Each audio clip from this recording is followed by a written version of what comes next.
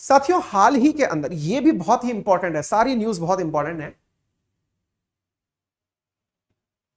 आपको याद होगा हाल ही के अंदर पंजाबी सिंगर सिद्धू मूसेवाला की तथाकथित बदमाशों ने, बदमाश ही कहा जाएगा वैसे तो, मतलब जेल के अंदर बंद हैं, उनको सजा याफ्ता हैं, अपराधी हैं, उनको अब सरकार क्या फैसला लेगी तो अलग बात है, लेकिन पता था कि भाई किसने मारा है। अब पूरी न्यूज के अंदर वो कहते हुए फिर रहे हैं कि लॉरेंस बिश्नोई ने मारा है। तो पंजाबी सिंगर जो सिद्धू मूसेवाला है, उसका एक गाना, जो कि अब सिद्धू मूसेवाला अब नहीं रहे, उनका एक गाना है जिसका नाम है सतलज यमुना लिंक। अब ये सतलज यमुना लिंक है ना, इसके ऊपर इन्होंने एक गाना बनाया था। ये सतलज यमुना लिंक कैनाल क्या है, इसके बारे में मैंने मल्टीपल टाइम आपको पढ़ाया है। इनके द्वारा गाना बनाया गया था। ये जब गाना आया तब मैंने इसके ऊपर सेशन नहीं लिया, लेकिन अब ये गाना बैन हो गया है, उसके बाद कंट्रोवर्सी शुरू हो गई है। बैन ही नहीं, वो यूट्यूब चैनल बैन हो गया है, वो ट्विटर अकाउंट जिस पर इसका प्रमोशन हो रहा था वो बैन हो गया है। आप पूछेंगे ये नहीं रहे तो फिर गाना कैसे आ गया। सिंगर्स अपने कंपोजिशंस को बना के रखते हैं बाद के लिए कि भाई अभी तक ये बन चुका है, फिर भविष्य में लॉन्च कर देंगे। तो अब चूंकि इनकी मौत अभी हाल ही में हुई है, तो हो सकता है उन्होंने बना के रखा हुआ हो, अभी वो लॉन्च कर दिया गया है। तो लॉन्च करने के बाद में सतलज यमुना लिंक कैनाल जो है वो वापस से सुर्खियों में आ गई है। और उस सुर्खियों में आने के बाद से बड़ा बवाल इस बात को लेकर हो रहा है कि सिद्धू मूसेवाला ने पंजाब और हरियाणा को आपस में लड़ाने के लिए यह गाना गाया था। पंजाब और हरियाणा को लड़ाने के लिए गाया था, ऐसा सरकार का मानना है। वहीं कांग्रेस का कहना है कि ऐसा कुछ नहीं था। कांग्रेस का कहना है कि इस प्रकार से हम, मतलब सिद्धू मूसेवाला चूंकि कांग्रेस के नेता भी थे, तो ऐसी स्थिति में हमारे नेता के साथ ऐसा हुआ तो कांग्रेस उसके अपोजिशन में है। हालांकि पॉलिटिकल पार्टी जो काम करती है वो करती रहे, फिलहाल के लिए हम थोड़ा सा मुद्दा समझ लें और फिर सतलज यमुना लिंक कैनाल के बारे में समझ लेंगे। देखिए ये तो सारी जानकारी है जिसके चलते किसान मोर्चा, ट्रैक्टर टू ट्विटर करके अकाउंट है, इन सबको बैन कर दिया गया। इसके अंदर जो भी कहानी है वो कंट्रोवर्शियल जो भी है वो आप जानते रहिए। मैं आपको सतलज यमुना लिंक कैनाल के बारे में बताता हूं। साथ में विजेंद्र सिंह के ट्वीट पर कुछ जानकारियां मिली मुझे, जो मैंने आपके साथ में साझा की हैं।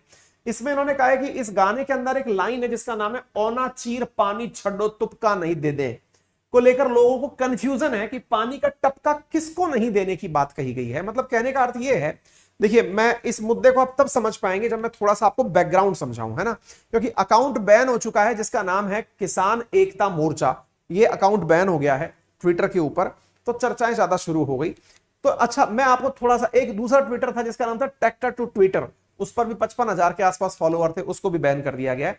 तो अब ये चूंकि ट्रैक्टर टू ट्विटर करके जो चैनल था ये बैन हो गया और वो बैन हो गया, तो इसके बारे में सारी बातें हम करेंगे।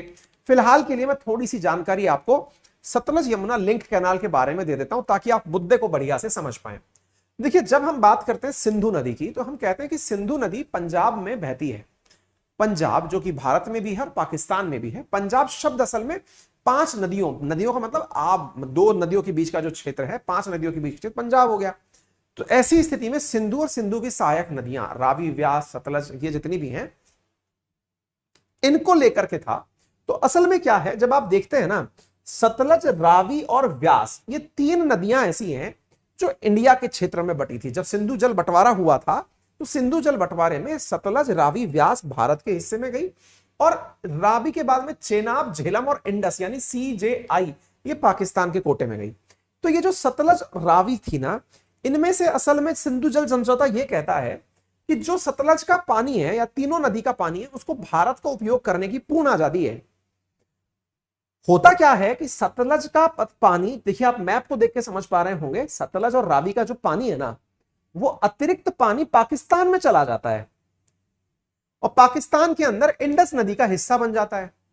तकनीकी रूप से ये पानी हमारा है, हमारा मतलब भारत का है। क्यों? क्योंकि सिंधु जल समझौता कहता है कि सतलज, रावी और व्यास यानी RBS, इनका पानी हमें मिलना चाहिए। व्यास और सतलज जहां मिलती हैं, यहां पर हरिके बैराज है, यहां से पानी को निकाल करके राजस्थान समेत तमाम जगहों पर भेजा जाता है।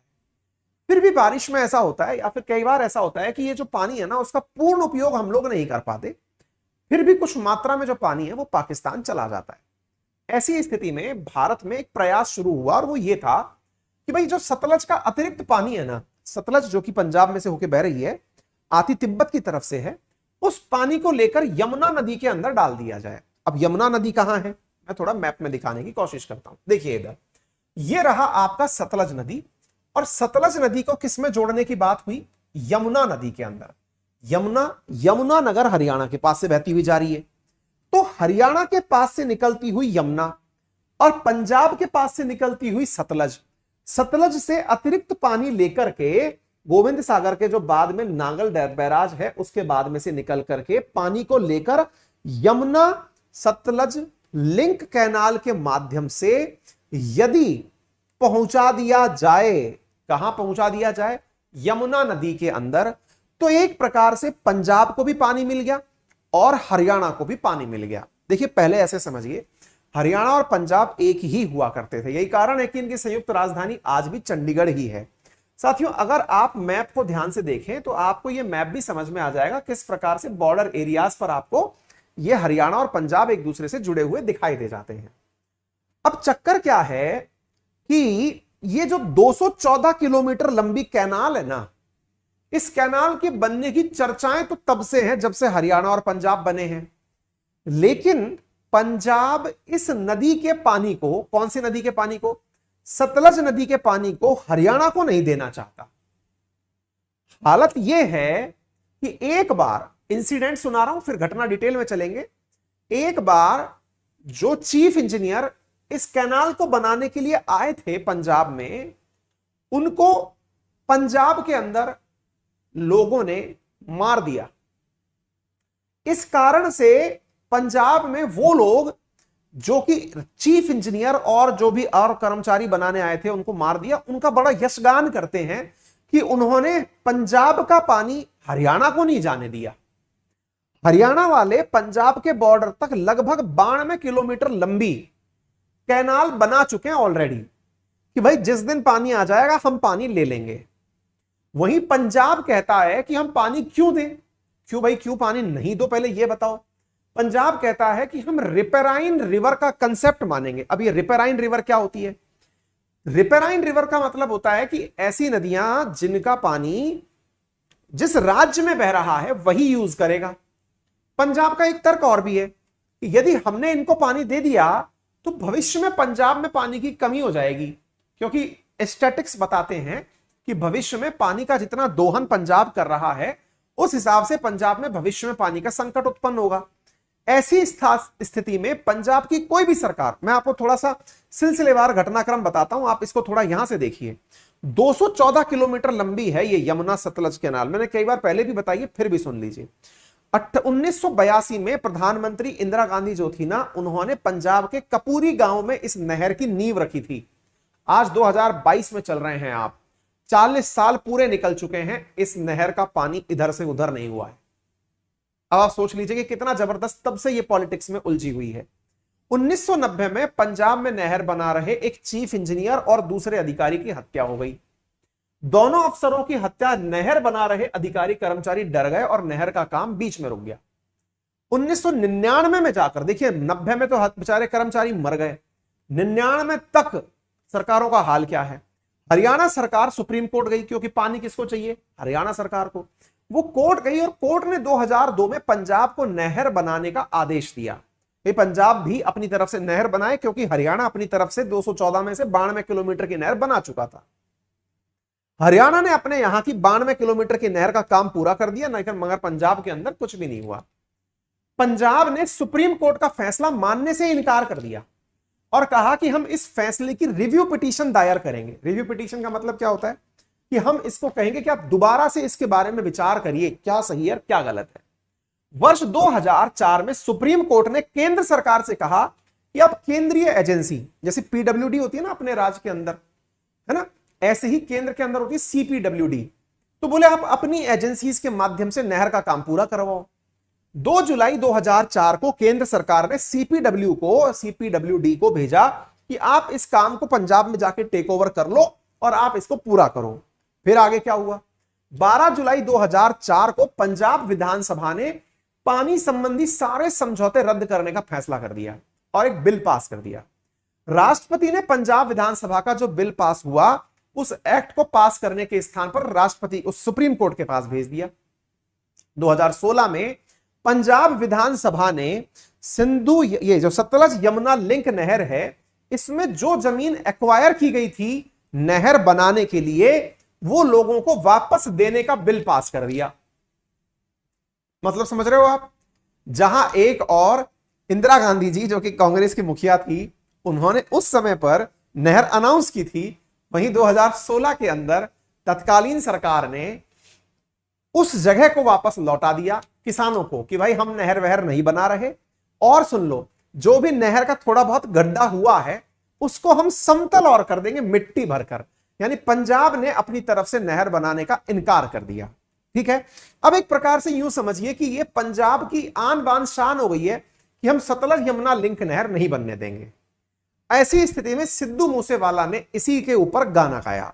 तो उम्मीद है कि आप लोगों को यह गाना अब रिलेट हो पाएगा। शायद मैंने जो आपको इतिहास बताया, इससे अब आप इस गाने के शब्दों को रिलेट कर पाएंगे। हालांकि मेरे पास में वो नहीं है।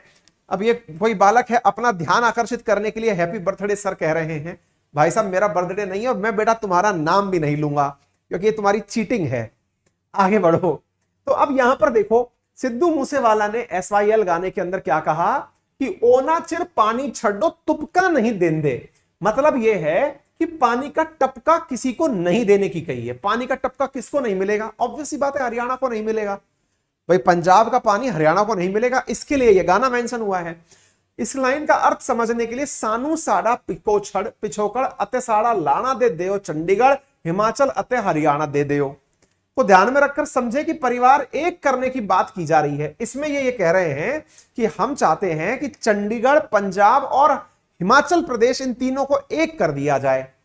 क्यों पग्गा नाल कहंदा फिरदा टोपी वाले हो? इसको समझने के लिए है कि पगड़ी को सिर्फ सीखी से जोड़कर मत देखना, हरियाणा राजस्थान में भी पगड़ी चलती है। लोग अपने अपने द्वारा तर्क दे रहे हैं। वास्तविकता में इसका जो अर्थ निकाला गया वो ये है कि पंजाब को हरियाणा से पानी नहीं मिलेगा। इस प्रकार की पंक्तियां पंजाबी के अंदर गाई गई। बस इस बात को लेकर के विवाद हुआ तो इस गाने का प्रतिकार हुआ तो उन ट्विटर हैंडल्स के माध्यम से जहां से यह गाना रिलीज हुआ या फिर जिस यूट्यूब चैनल पर यह गाना दिखाई दिया, उनको बैन कर दिया गया। ठीक है ना? तो ये दोनों बातें अब आपको मेरे हिसाब से पूरी, पहले तो मुद्दा समझ में आ गया होगा, मुद्दा के साथ साथ विवाद भी समझ में आ गया होगा, कहानी क्या है वो क्लियर हो गई होगी। फिर से कहूंगा, अगर जानकारी पसंद आ रही हो तो वीडियो को लाइक करने का कष्ट करें, साथियों से शेयर करने का कष्ट करें, चैनल पर नए हैं तो सब्सक्राइब भी कर ही लें। ठीक है? यदि आप चाहते हैं अनअकैडमी पर जुड़कर पढ़ना, तो अनअकैडमी पर इस समय अंकित 10 रेफरल कोड के साथ 20% डिस्काउंट अनलॉक 20 में चल रहा है। आप उसे ज्वाइन कर सकते हैं, including SSC category, UPSC category, सभी जगह पर मतलब 20% का डिस्काउंट ऑफर किया जा रहा है। कब तक के लिए है? ये 30 तारीख तक के लिए है। इनके अंदर जो भी आप कोर्स परचेज करेंगे, उस कोर्स के अंदर आपको प्रॉपर तरीके से सारी चीजें मिल जाएंगी। यदि आप यूपीएससी कैटेगरी में पढ़ना चाहते हैं तो टॉप एडुकेटर्स के साथ आपको सारी क्लासेस मिलती हैं।